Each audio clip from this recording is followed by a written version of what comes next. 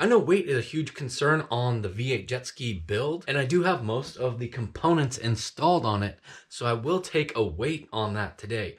It will not be a super accurate weight, but I am going to do some things to try to make it as accurate as possible, like leaving some extra tools in it, getting the top deck put on, because obviously I'm not going to have every piece installed on it like the plastics and the seat and that sort of thing. But it will give us an idea of how much it is going to weigh. Before I get into that, I do want to build the extra engine mounts to keep the engine really sturdy in there.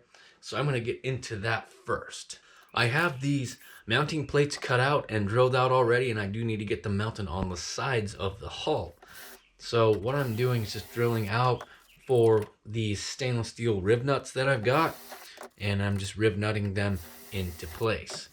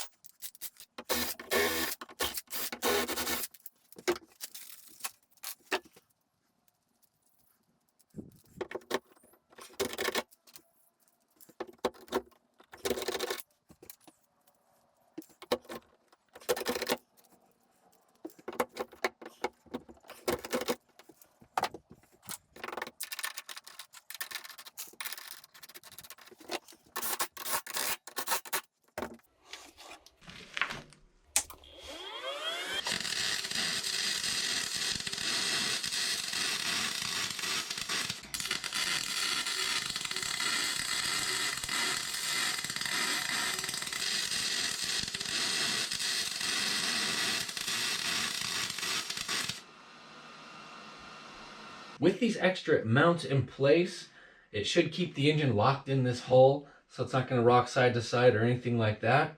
These aren't necessarily meant to hold the engine up.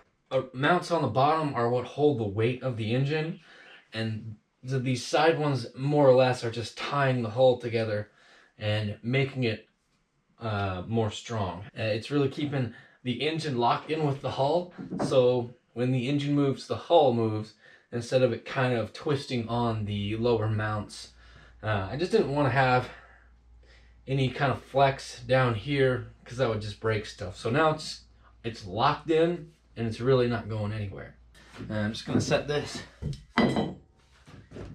in the hull, and I do have some tools in it as well. I'm going to grab the top deck, put it on top, and then we'll get a weight on this thing, see how much it weighs.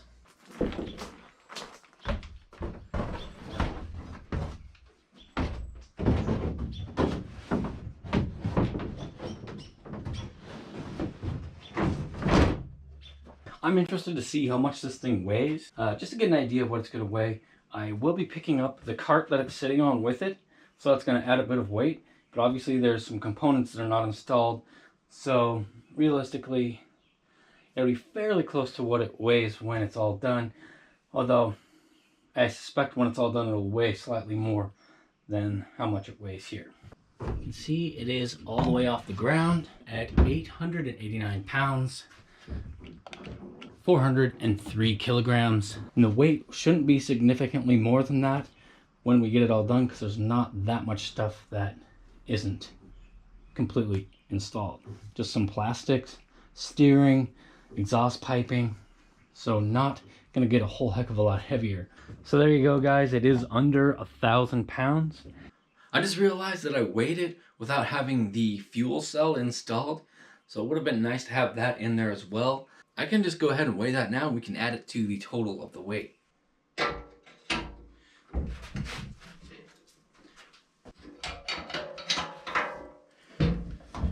All right, 19.6 pounds. So we'll just say 20 pounds. So plus 20, so it would be about 910 pounds.